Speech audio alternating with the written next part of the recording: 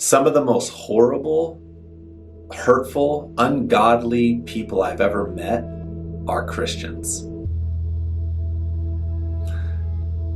Now, I start the video off with that because we're going to go into the topic of church hurt.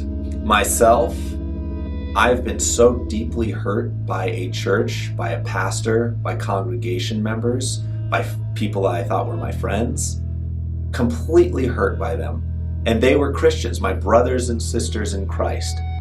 The pain that is experienced when something like that happens, it's just not describable. I can't really put it into words because, if it was done by somebody who wasn't a Christian, somebody I didn't invest my spiritual life into, it would hurt, but not like that. Like, these are your brothers and sisters in Christ. These are people that are supposed to have your back. These are people that are supposed to be with you through thick and thin. And they weren't.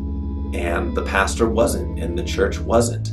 And I'm not going to go too deep into my story around my own church hurt. Maybe one day I will, not in this video. But in the midst of all those lies and all those rumors that were placed around me,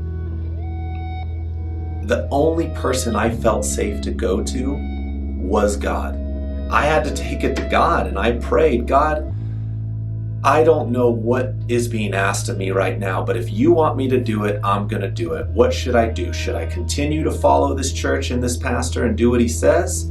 Or what do you want me to do? Immediately, the first time I prayed that prayer, not even a slight second, God spoke to me and said, no, get your family and get out of that church. And I was so shocked because the reality was I was prepared to do it. If God said, yeah, follow that pastor, do what he says. As ridiculous as it sounds, blind faith, whatever you want to call it, I would have done it. But God immediately said no. So I waited a little bit, and I prayed again, God, what do you want me to do within this situation? Follow this pastor or what? And he again immediately said, get your family and get out of there. And once I experienced that, I learned something. I learned that God can say something completely different than what a church leader is saying. And it showed me that God is a completely different thing than man. And it's like I kind of already knew that, but I've never experienced the voice of God compared to the voice of man like that. So I did it. I got my family and I got out of there. And, years later, I look back on that and I think that is the best thing that I could have ever done. God, you were right. What I'm trying to say is that if the church hurts you, or a church member hurts you, or the pastor hurts you, that has nothing to do with God. God is a loving God. God is a God that has gave his son to die for you. The pastor didn't do that. The congregation people didn't do that. God did that. God is the one that we follow.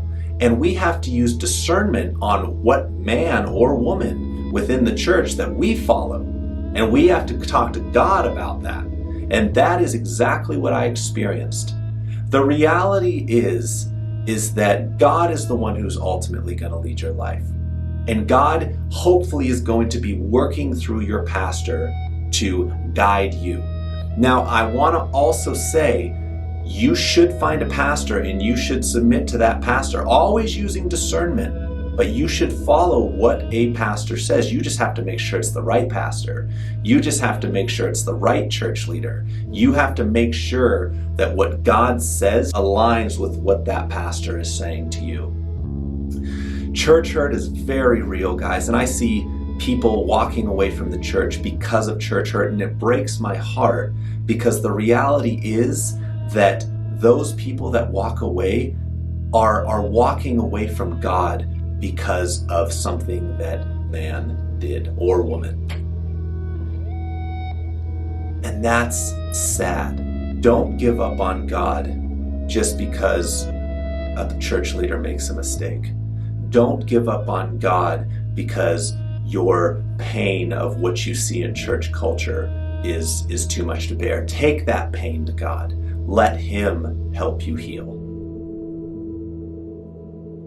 If you have a church hurt story, I'd love to hear it. Put it in the comments down below. Let other people know what you went through, so we can look at this together and say, look, this is God, this is the church. Hopefully they align. Sometimes they don't. They're way off. God bless you guys. Hang in there. Keep running this race. Keep trusting in God.